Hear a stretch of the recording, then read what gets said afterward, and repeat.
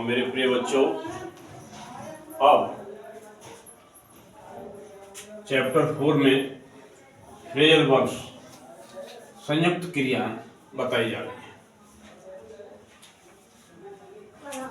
जो भी वीडियोज बनाए जा रहे हैं वो एक सिस्टम से बनाए जा रहे हैं।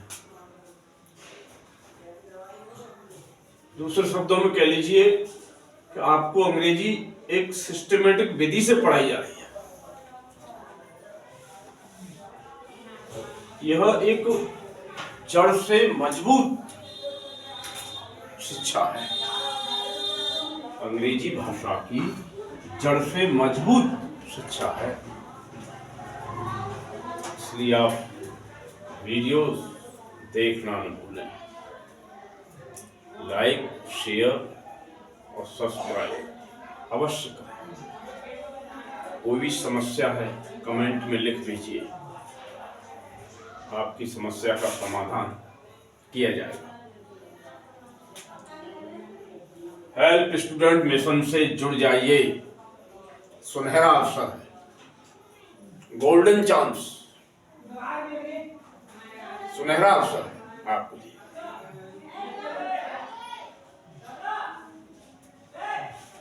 मैंने पिछले वीडियो में कहा कि टेंस बताने से पहले मेन वर्ब मुख्य क्रिया है, उसके बाद ऑब्जेक्टिव वर्ब्स कर्मक क्रिया है, बताना अनिवार्य है। इसी श्रृंखला में आगे बढ़ते हुए इस वीडियो में चैप्टर 4 में फ्रेजल वर्ब्स संयुक्त क्रियाएं भी बताना अनिवार्य है। और इसके बाद टेंस प्रारंभ हो जाएंगे। शेष क्रियाएं बचती हैं। 11 प्रकार की क्रियाओं में से जो शेष क्रियाएं बचती हैं वे क्रियाएं टेंस बताने के बाद बताई जाएंगी। ये अंग्रेजी सीखने का एक सिस्टम है। जो टेंस बताने से पहले क्रियाएं बताई जाती हैं वो बताई जा चुकी हैं।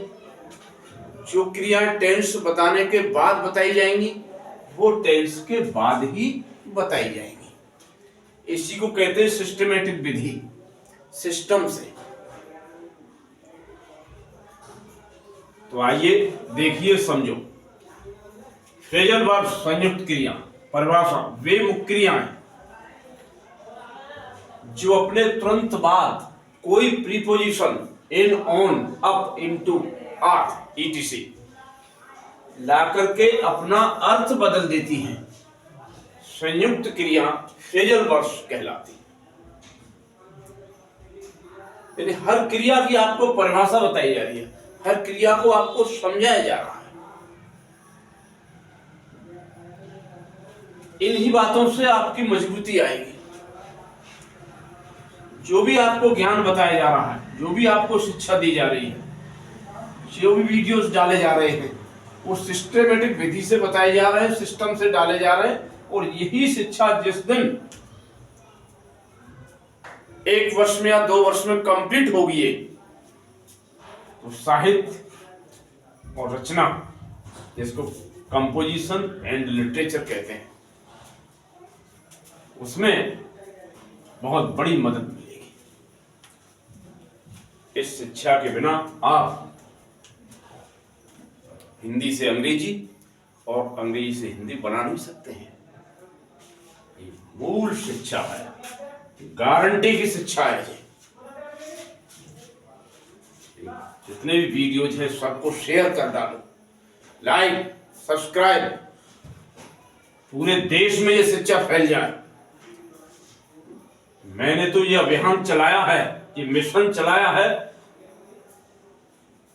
अपने देश के समस्त छात्र छात्राओं को अंग्रेजी में होशियार करने के लिए। आम परिवार के बच्चे आर्थिक अभाव में, धन के अभाव में अच्छी शिक्षा प्राप्त नहीं कर सकते हैं। वो अच्छी शिक्षा आपको निःशुल्क मिल रही है। आप मिशन से जुड़िए और मिशन का नाम है हेल्प स्टूडेंट मिशन चैनल। जी नाम जुड़िए इससे आप। मैं आपकी मदद करूंगा, मैं गरीब बच्चों की हेल्प करूंगा। डोंट वरी, चिंता मत करिए। आइए, तो फ्रेजल वर्ब संयुक्त क्रिया, ऐसी मुख्य क्रिया, ये भी मुख्य क्रिया ही हैं, लेकिन ऐसी मुख्य क्रिया जो अपने तुरंत बाद कोई preposition in, on, at, up, into, over, down, off, under, कई प्रीपोजिशन है, असंख्य होते हैं प्रीपोजिशन भी। इसको हिंदी में कहते हैं संबंध बोधक अव्यय, ला करके अपना अर्थ बदल देती है, उन्हें फ्रेजल वर्ब संयुक्त क्रिया कहा जाता है। और ये भी क्रिया असंख्य होती है। उदाहरण के तौर पर समझाने के लिए हम आपको थोड़ा सा कम बता रहे हैं, क्योंकि इतनी नहीं बता पाएंगे, और जब टेंस से संबंधित सेंटेंस आएंगे उनमें इन क्रियाओं को हम रखेंगे तो आपको उनका नाम ओपन कर करके बताते जाएंगे, समझाते जाएंगे, बिल्कुल क्लियर करके बताएंगे आपको।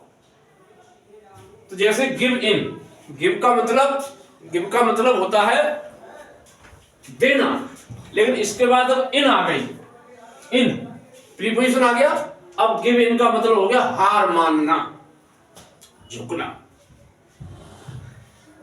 ये हो गया। दूसरी पुट माने रखना होता है, लेकिन इसके बाद पुट ऑन प्रीपोजिशन आ गया तो इसका मतलब पहनना हो गया, अर्थ बदल गया। कहां पुट का मतलब है रखना, और पुट ऑन यानी इसके तुरंत बाद प्रीपोजिशन आने पर इसका अर्थ हो गया पहनना, अर्थ बदल गया। ऐसी क्रियाओं को कहते हैं फ्रेजल वर्ब संयुक्त क्रिया। थर्ड ही भी पुट है, पुट, इसके बाद ऑफ आ गया तो ये हो गया उतारना, पुट ऑफ मीन्स उतारना। इसी प्रकार ब्रिंग अप माने पालन पोषण करना, लेकिन वैसे ब्रिंग माने लाना होता है, ब्रिंग लाना। अब इसके बाद तुरंत प्रीपोजिशन आ गया तो इसका अर्थ बदल गया पालन पोषण करना। ऐसे ही रिंग आप समझते हैं बजाना, और बजाना, अब रिंग के बाद अप आ गया तो ये हो गया फोन करना, इसका अर्थ चेंज हो गया। जैसे पुट इनटू, पुट पीछे बता चुके हैं, पुट माने रखना, और इनटू मतलब पुट इनटू डालना, ये किसी में कुछ डालना, जैसे घड़े में कंकड़ डालना, तो उस डालने के लिए पुट इनटू आएगी जो है। ऐसे गो आउट बाहर करना, बाहर जाइए, आमतौर पर कह देते हैं गो आउट, बाहर हो जाइए, तो बाहर करने, गो के बाद वैसे तो गो माने जाना होता है, आउट मीन्स बाहर जाइए या गो आउट, ये भी फ्रेजल वर्ब हो गई। एक्ट अपॉन प्रभाव डालना, असर डालना, तो ये भी एक्ट माने वैसे कार्य करना, अपॉन आ गया तो प्रभाव डालना हो गया इसका। तो जो क्रिया अपने तुरंत बाद प्रीपोजिशन ला करके अपना अर्थ बदल देती हैं उनको फ्रेजल वर्ब संयुक्त क्रियाएं कहा जाता है। असंख्य होती हैं, उदाहरण के तौर पर कम बताई गई हैं, ट्रांसलेशन में आपको भरपूर बताई जाएंगी, हर तरीका के छोटे से छोटे बड़े से बड़े वाक्य आपको बताए जाएंगे। आप हेल्प स्टूडेंट मिशन चैनल से जुड़िए, सब्सक्राइब करिए, लाइक शेयर ये सब करिए। कोई भी परेशानी हो कमेंट में भेजिए। धन्यवाद।